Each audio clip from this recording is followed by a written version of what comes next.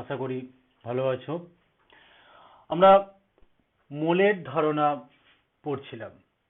এখন মোলের ধারণা থেকে আমরা কি পেয়েছিলাম না কোনো পদার্থের আণবিক ওজন সমান 1 গ্রাম, অণু সমান 1 মোল সমান 6.023 into 10⁻23 টি অণু সমান 22.4 লিটার অর্থাৎ মোলার আয়তন। এখন এই সম্পর্কটা থেকে আমাদের প্রবলেম আসবে। এই সম্পর্কটার মধ্যে এখানে দেখো 1টা 2টো 3টে 4টে 5টা সম্পর্ক দেওয়া আছে, যে কোনো দুটো লাগবে তোমার অঙ্ক করার সময়। এখন অঙ্কটা পড়ে কোন দুটো লাগবে সেইটাই তোমাকে ঠিক করতে হবে, তার জন্য অনেক অঙ্ক একটু প্র্যাকটিস করতে হবে। তো আমরা কয়েকটা প্রবলেম একটু করে নিই। যেমন প্রথমেই বলেছে 12 গ্রাম কার্বনকে অক্সিজেনে দহন করলে কত আয়তন CO2 উৎপন্ন হবে। কি বলা হলো? 12 গ্রাম কার্বনকে অক্সিজেনের উপস্থিতিতে দহন করলে কত আয়তন CO2 উৎপন্ন হবে। তাহলে এখানে আমার ছোট্ট একটুখানি বিক্রিয়াটা দরকার। C+O2 থেকে কি CO2, তাই তো? ঠিক আছে। এখন কার্বনের আণবিক ওজন বা পারমাণবিক ওজন যেটা বলি সেটাই হচ্ছে কি 12, আর কার্বন ডাই অক্সাইডের কত 44। আমরা কার্বনের 12 আর অক্সিজেনের 16 ইন্টু 2 যদি করি তাহলে কত হবে 44। তাহলে আমরা 12 গ্রাম কার্বন থেকে বিক্রিয়াটা আমার সমতা বিধানযোগ্যই আছে। তাহলে 12 গ্রাম কার্বন থেকে আমরা কত গ্রাম কার্বন ডাই অক্সাইড পাচ্ছি 44 হয়েছে। আবার 44টা হচ্ছে কার্বন ডাই অক্সাইডের আণবিক ওজন, আর আণবিক ওজনের আয়তন কত 22.4 লিটার। তাহলে আমরা বলতে পারছি যে 12 গ্রাম কার্বন থেকে কত আয়তন CO2 পাবো। তাহলে উৎপন্ন CO2 এর আয়তন সমান হবে কত 22.4 লিটার। ঠিক আছে। এরপর বলছে STP তে 2.24 লিটার CO2 এর ভর কত। তাহলে আমরা কি আয়তন আর ভর, ভর মানে কি আণবিক ওজন, তাই তো? সো কার্বন ডাই অক্সাইডের আণবিক ওজন সমান কার্বন 12 আর অক্সিজেন 16 ইন্টু 2 মানে কত 44। তাহলে আণবিক ওজনের আয়তন কত 22.4 লিটার। তাহলে 22.4 লিটার CO2 এর ভর সমান 44 গ্রাম। তাহলে 1 লিটারের ভর কত হবে এত গ্রাম, আর 2.24 লিটারের ভর হবে 44 ইন্টু 2.24 বাই এটা। তাহলে এখানে একটা শূন্য করে দিয়ে এটা কেটে যাচ্ছে, তাহলে এটা কেটে কত হলো 10, তাহলে 4.4 গ্রাম। 2.2 লিটার, এই 2.24 লিটার CO2 এর ভর হচ্ছে 4.4 গ্রাম। এর পরের প্রশ্নটা হচ্ছে 1 মিলিমোল জলের ভর কত। 1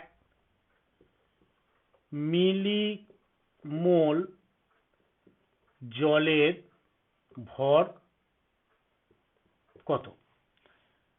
এখন জলের আণবিক ওজন সমান কত H2 সংকেত, তাহলে 1 into 2 প্লাস 16 সমান কত 18 হয়েছে। তাহলে 18 গ্রাম জল মানে হচ্ছে 1 মোল, হ্যাঁ কি না? তাহলে 1 মোল জলের ভর 18 গ্রাম। আবার 1 মোল সমান কি হবে 1000 মিলিমোল, হ্যাঁ কি না? তাহলে আমরা কি বলতে পারি 1000 মিলিমোল জলের ভর 18 গ্রাম। তাহলে 1 মিলিমোল জলের ভর কত হবে 18/1000 গ্রাম, তারপরে 0.018 গ্রাম। ঠিক আছে, এর পরের প্রশ্নটা হচ্ছে 9 গ্রাম জলে 9 গ্রাম জলে কটি অক্সিজেন পরমাণু ও কটি হাইড্রোজেন পরমাণু আছে? ঠিক আছে, তাহলে যেহেতু জল, তাহলে 9 গ্রাম জলে কটা অণু আছে আগে বার করে নি। জলের আণবিক ওজন 18 আমরা জানি, তাহলে 18 গ্রাম জলে অণু আছে 6.023 into 10⁻23 টি। তাহলে একে কত, এটা বাই 18, আর 9 গ্রাম জলে কত হবে 6.023 into 10⁻23 9/18 2, মানে কাটাকুটি করলে 3.0115 into 10⁻23 টি আমি অণু পেলাম কোথায় 9 গ্রাম জলে। তাহলে 9 গ্রাম জলে আমরা অণু পেয়ে গেছি এইটা। এবার জলের একটি অণু মানে হচ্ছে H2, তাহলে একটি অণুতে হাইড্রোজেন পরমাণু কটা 2টি, আর অক্সিজেন পরমাণু কটা 1টি। তাহলে এবার 9 গ্রাম জলে অণু পেয়ে গেছে এতগুলো, তাহলে এতটি অণুতে অক্সিজেন পরমাণু কটা থাকবে এতগুলোই, আর হাইড্রোজেন পরমাণু কটা হবে ইন্টু 2। তাহলে 9 গ্রাম জলে অক্সিজেন পরমাণু আছে 3.0115 into 10⁻23 টি, আর হাইড্রোজেন পরমাণু আছে 3.0115 into 10⁻23 into 2, মানে 6.023 into 10⁻23 এত টি। ঠিক আছে, এরপরটা বলছে 18 গ্রাম জল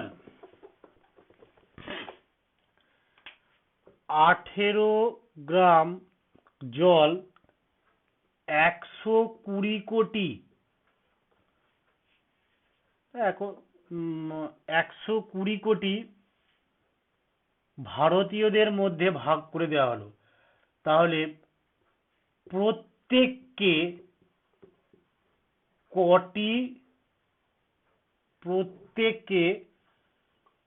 কটি করে জলের অণু পাবে? ঠিক আছে, তাহলে জলের আণবিক ওজন কত 18, তাহলে 18 গ্রাম জলে অণু আছে কটা 6.023 into 10⁻23 টি। এবার 18 গ্রাম জলকে ভাগ করে দিচ্ছে মানে কি এতগুলো অণুকে ভাগ করে দিচ্ছে কোথায় 120 কোটির মধ্যে। তাহলে প্রত্যেককে জলের অণু পাবে সমান 6.023 ইন্টু 10⁻23/120 এতটি করে ভাগ করে যা হবে সেটাই হবে অ্যান্সার। ঠিক আছে,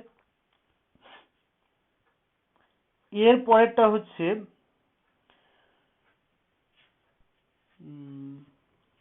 49 গ্রাম H2SO4 এ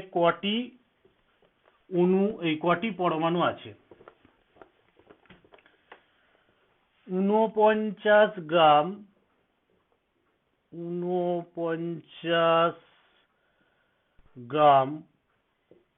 H2SO4 এ বলছে কটি পরমাণু আছে। তাহলে H2SO4 এর আণবিক ওজনটা আগে বার করতে হবে। কত হবে? 1 × 2 প্লাস সালফার হচ্ছে 32 প্লাস 16 × 4 আমরা যোগ করলে হবে 98। তাহলে 98 গ্রাম H2SO4 এ অণু কটা হবে? অ্যাভোগাড্রোর সংখ্যা এতটি। তাহলে 49 গ্রাম H2SO4 এ কটা থাকবে? 6.023 ইন্টু 10⁻23 49/98 2, তার মানে কেটে যাচ্ছে, 2 দিয়ে ভাগ করলে 3.0115 ইন্টু 10⁻23t এতটি আমরা অণু পেলাম। তাহলে এবার পরমাণু কটা? এখন একটি H2SO4 এর অণুতে কটি পরমাণু আছে? 1 2 3 আর 4 7টি পরমাণু। তাহলে এতটি অণুতে কত থাকবে? অতএব মোট পরমাণু সমান 7 × 3.0115 ইন্টু 10⁻23t। ঠিক আছে, এর পরেরটা আর একটা ইম্পর্টেন্ট প্রশ্ন, সেটা হচ্ছে 1 AMU সমান কত গ্রাম? এটা আছে। এখন AMUটা কি না, একটি পরমাণুর ভরের এককই হচ্ছে AMU, অ্যাটমিক মাস ইউনিট, বা এটাকে শুধু ইউও লেখা হয়। ঠিক আছে, তাহলে একটি কার্বন পরমাণুর ভর যদি আমাকে বার করতে বলে, কি করে বার করব? কার্বনের পারমাণবিক ওজন কত? 12 গ্রামে কটা পরমাণু থাকবে? 6.023 ইন্টু 10⁻23 দিয়ে ভাগ কর, হয়েছে। আর এটা কি ছিল? 12 গ্রাম। আর একটি পরমাণুর ভরকেই আমরা কি বলছি? 1 AMU। তাহলে এইটা সমানই আমরা লিখতে পারি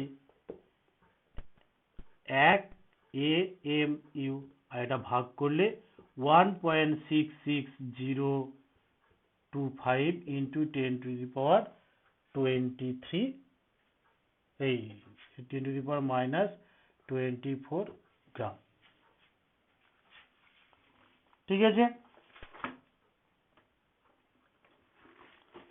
0.5 হয়েছে। এছাড়াও প্রশ্নবিচিত্রা বা চ্যাপ্টারের শেষে যে মোলের ধারণার অঙ্কগুলো দেওয়া আছে সেগুলো করবে, তাহলেই হয়ে যাবে। ঠিক আছে।